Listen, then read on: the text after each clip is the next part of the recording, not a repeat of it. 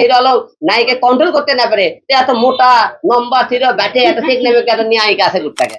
যারা কাপুরুষ তারা এসব কথা বলে, যারা সুপুরুষ বীর পুরুষ তারা মেয়ে করলে ওঠার একটা কৌশল লাগে, মেয়ে বউ চালানোর একটা কৌশল থাকে।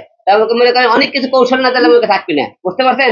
মেয়ে যত করে মোটা হোক নম্ব এটা চালানোর একটা কৌশল জানা লাগে, ঠিক আছে? নায়িকা আমি আপনাকে একটা নিয়ে বলতে চাই, আমি নেক্সট টাইমে আপনাদের সামনে অনেকে একটা সিরিয়াস কথা বলেছে, আপনাকে সবাই বিষয়ে নজর রাখেন। অনেকেই আমাদের মেয়েদেরকে নিয়ে অনেকে বাজে মন্তব্য করে।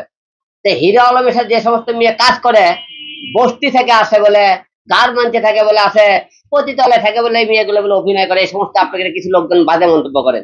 আমি সব করার মেয়েদের আপনাকে পরিচয় করে দেবো, কার কত লেখাপড়া, কে কোন জায়গা থেকে আসে, আপনি তারকে যোগ্যতা দেখে বুঝতে পারবেন সেটা বলে তারা কি বস্তি থেকে এসেছে না পতিতলে থেকে এসেছে। আপনি যারা বলেন সে মেয়ে কার কত লেখাপড়া, এটা আপনাকে নেক্সট টাইমে সব নাকি আপনাকে পরিচয় করে দেবো, কার কোন কোন বংশের ফল এবং কে কত বড় বড় লোকের মাইয়া। অনেকে বলেন করবো না, অনেকে তোমাদের কারণ অনেকে বললে আমার কলেজের নাম সব আপনাকে দেখে আসবে আমরা কোন কলেজের স্টুডেন্ট। এই বাজে মন্তব্যগুলো আসলে খুব খারাপ দেখায়, এগুলো আপনারা না করলেই পারেন। অনেকেই এই যে কথা বলে অনেকে মনে করেন, আবার কিছু কিছু আপনি ইউটিউব পড়া দেখতেছে তেমনি এদেরকে শিখে দেন হিরো আলমের বিরুদ্ধে কথাবার্তা বলেন।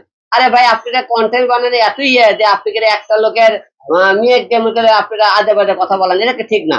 আপনারা যেটাই করেন, আমি তো আপনাকে ডাক দেব, যে কোনো অনুষ্ঠান হলে আপনাকে ডাক দিয়ে যে কোনো কথা বলতেছি, তারপরে আমাদের মেয়ে করে আপনারা শিখে দিচ্ছেন আলমের বিরুদ্ধে কথাবার্তা ও মেয়ে শিখে দেন, এটা কিন্তু ঠিক না। আপনারা এমন কিছু করেন না যে সেই বিনিময়ে যে সমাজের তোকে আমাকে খারাপ বানান না। আজকে আপনাকে জন্য আজকে আমি হিরো আলমের দেখা, আর আপনারা তো আমার বাজে মন্তব্য করেন, এটা তো ঠিক না।